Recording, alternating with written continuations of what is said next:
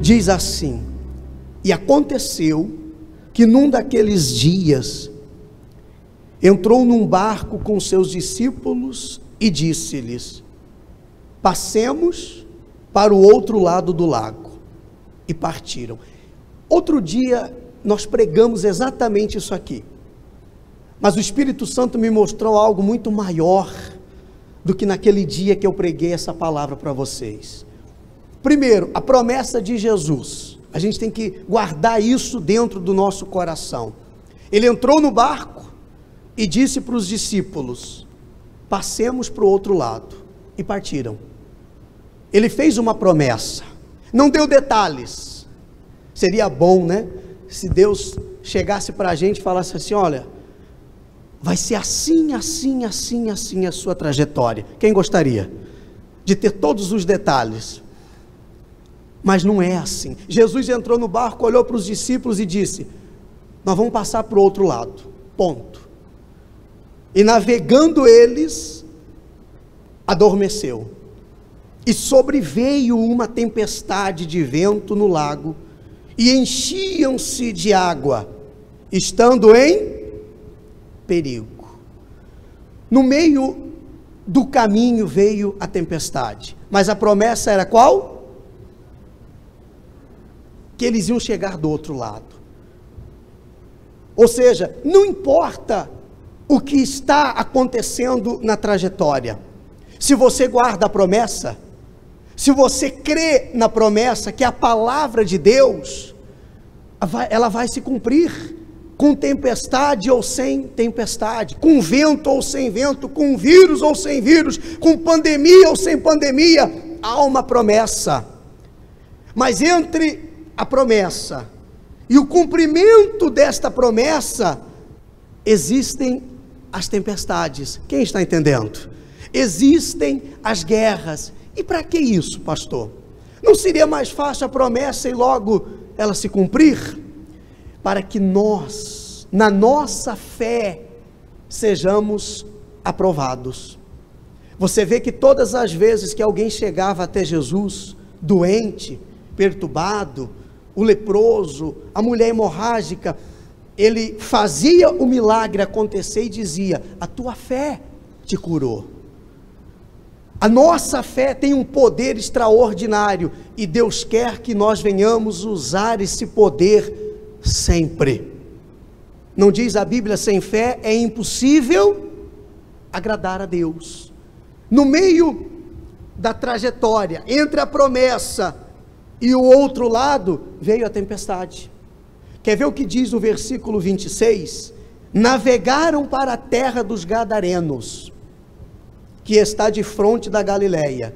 E quando desceu para a terra, saiu-lhe ao encontro, vindo da cidade, um homem que desde muito tempo estava possesso de demônios, e não andava vestido, nem habitava em qualquer casa, mas nos sepulcros.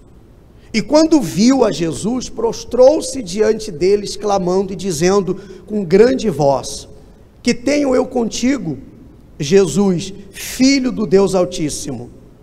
Peço-te que não me atormentes. A tempestade tinha um propósito: impedir que Jesus e os seus discípulos chegassem do outro lado. Por quê? Do outro lado iriam acontecer milagres extraordinários. Do outro lado, o poder de Deus ia se manifestar. Do outro lado, pessoas seriam libertas.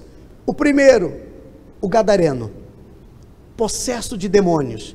Desde pequeno, um espírito se apoderava dele e lançava ele no fogo, lançava ele na água para matá-lo. E Jesus chegou até ele. Depois da tempestade, ele foi liberto. O sofrimento daquela família, daqueles pais, terminou. A situação dele era deplorável, mas depois da tempestade, o milagre aconteceu. Satanás não quer que você fique firme na hora da tempestade, porque depois da tempestade vem a bonança. Diga amém. Depois da tempestade vem a recompensa. Sempre foi assim. Depois do deserto por onde o povo de Israel passou, veio a terra prometida, terra que manava leite e mel, prosperidade, fartura, paz, família abençoada, transformação, coisa que eles não tinham visto há quase 400 anos. Eles passaram a ver, mas depois da tempestade, depois do deserto. Tem pessoas que quando ela enfrenta uma tempestade, ela pensa que é Deus abandonando, que é Deus deixando ela só. Não é. Ele está preparando você para que coisas grandes aconteçam em nome de Jesus. Quem crê nisso? Primeiro milagre, a libertação desse homem. Foi livre, acabou o sofrimento. Versículo 30, perguntou-lhe Jesus: qual é o teu nome? E ele disse: Legião, porque tinham entrado nele muitos demônios, e rogavam-lhe que os não mandasse para o abismo. Olha o versículo 40, outro milagre. Aconteceu que quando voltou Jesus, a multidão o recebeu, porque todos o estavam esperando. Está vendo por que Satanás não queria que ele chegasse com os discípulos do outro lado? Porque tinha gente lá esperando, tinham pessoas lá sedentas pela palavra de Deus, pela pregação do evangelho da salvação. Sabe por que às vezes você passa por lutas que outras pessoas não passam? E você fica perguntando assim: por que só comigo? Por que estas coisas não acontecem com a fulana? Com o fulano? Eu fui lá em Presidente Getúlio, naquela tragédia que aconteceu, conversando com um rapaz, 5 casas, 5 vizinhos dele perderam suas casas. Ele disse assim: pastor, ali 5 vizinhos meus ficaram debaixo da lama, tudo gente boa, uma família inteira morreu.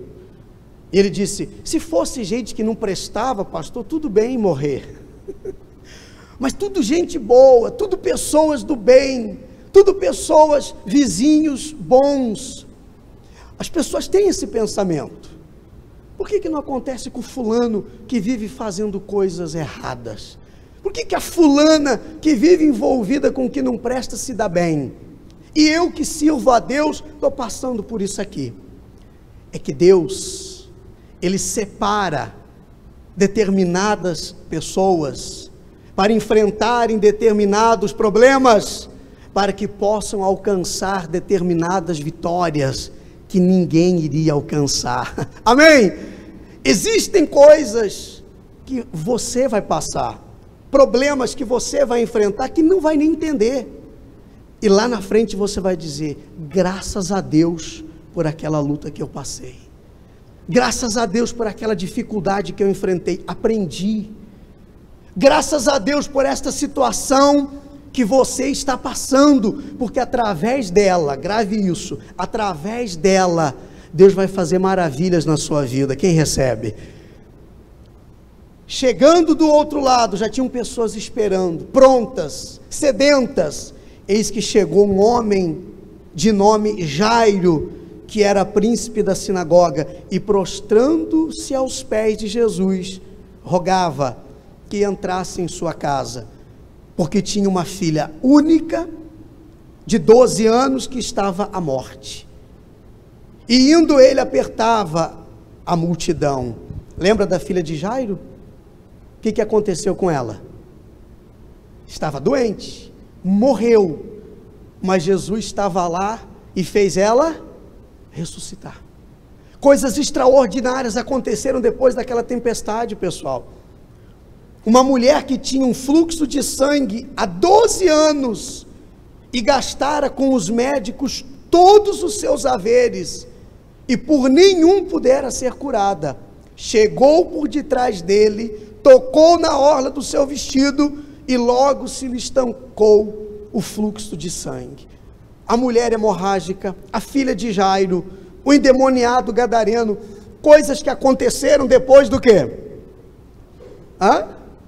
Da tempestade. As tempestades fazem parte da vida daqueles que servem a Deus. É inevitável, pessoal, passarmos por momentos difíceis. Não tem como sermos pessoas abençoadas se não estivermos dispostos a enfrentar os desertos. Não pule do barco, não fuja da guerra. A Bíblia diz que o nosso Deus, Ele não para a guerra, Ele dá armas para a gente o quê? Para a gente lutar. Não adianta você pedir para Ele: para, Senhor, essa guerra, eu não quero mais lutas, não quero mais problemas. Não existe isso. A coroa do homem de Deus são as lutas que ele enfrenta. A coroa da mulher de Deus, a honra dela, são as lutas que ela passa e vence. Porque com Deus somos mais que vencedores. Nós vamos passar do outro lado, para 2021, quem crê? Nós vamos passar, é promessa dele. Ele não vai deixar você desamparado. Pode estar certo disso, não somos provados além da nossa força para resistir. Nenhuma luta, nenhum problema que você passa, enfrenta, é maior que a tua força. Senão Deus não permitiria. Ele é tão justo, Ele é tão extraordinário, pessoal, Ele é tão fiel para com a sua palavra, que Ele não permitiria nenhum problema na sua vida se fosse maior que a sua força. Não permitiria. Então quer dizer, pastor, que tudo que eu estou passando, eu posso vencer? Sim, tudo eu posso. É promessa. Ele disse, por mais que você olhe e não veja uma saída, por mais que você olhe e não veja uma porta aberta, por mais que você olhe como olhavam para aquele gigante, Golias, 3 metros de altura, invencível, mas Davi foi lá e o derrotou, porque o que estava dentro dele, aliás, ele era o gigante, ele era o gigante, o que estava dentro dele era maior que o seu problema, e você percebe que o gigante promoveu Davi. Os problemas promovem você quando você os enfrenta. A vitória mostra que o Deus que você serve é maior que tudo, diga amém. Então depois da tempestade, vem um grande milagre. Depois da tempestade, vem algo sobrenatural. Não pule do barco, não fuja da guerra, não confesse derrotas. Esse ano já era, já foi, não tem mais jeito. Palavras assim a gente ouve o tempo todo. Quando se fala de 2020, as pessoas até suspiram, sim ou não? Mas eu vou contar um segredo para vocês. Desses 7 anos que nós estamos aqui com a igreja, 2020 foi o melhor ano. Sabia disso? Foi o ano que eu vi mais testemunhos, por causa da tempestade. Se não tem lutas, se não tem tempestade, se não tem problema, a gente não luta. E se a gente não luta, não tem o quê? Não tem vitória. Porque Deus faz o milagre, mas sou eu quem provoco. Diga assim: Deus faz, mas eu provoco. Eu que provoco o milagre. E é na hora do aperto, pessoal. É na hora da dificuldade. Quando eu estava conversando com a minha esposa ontem, o momento em que você não tem com quem contar, não tem a quem recorrer, é o melhor momento para você ter experiências com Deus. Quando o teu familiar virou as costas, quando o teu amigo virou as costas, quando o marido não ajuda mais, quando a esposa não entende, quando os filhos não compreendem, ninguém, parece que o mundo inteiro está contra. Você já passou por isso? Sim ou não?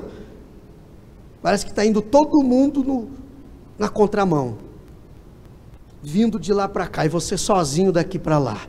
É o melhor momento para você ter experiências com Deus, é na dificuldade.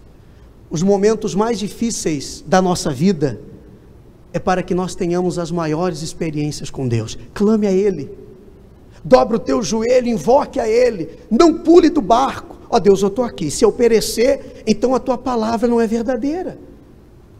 Como que o barco ia afundar se Jesus estava lá?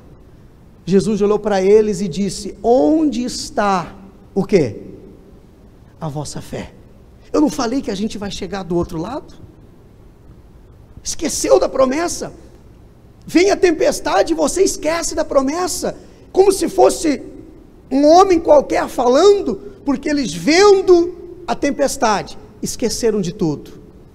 Não teve um que pudesse falar: puxa, mas espera aí, quando a gente entrou no barco, ele disse o quê? Ele disse o quê? Vamos chegar do outro lado. E tem muitos que na hora da tempestade esquecem da promessa. Mas a tempestade é para que você lembre da promessa e não esqueça dela. Lembre que há uma promessa e nós vamos chegar do outro lado. Do outro lado estavam os milagres, do outro lado a libertação, do outro lado a cura, do outro lado a vida. A menina estava morta, ele ressuscitou. Do outro lado, transformação de vida. Só que para chegar do outro lado, não é para todo mundo, é para quem crê até o fim, é para quem confia até o fim. Se apegue a Ele, se agarre a Ele, não dê ouvidos para nada, para mais ninguém, porque a palavra dele é suficiente. Amém, gente? Nós vamos passar para o outro lado, quem crê? Vamos determinar que ainda esse ano, milagres extraordinários aconteçam na sua vida, aconteça na sua família. Amém, gente? Que você veja a glória de Deus se manifestando na sua vida, para que você, depois de 2020, quando for falar desse ano, tenha bênçãos para contar. Amém?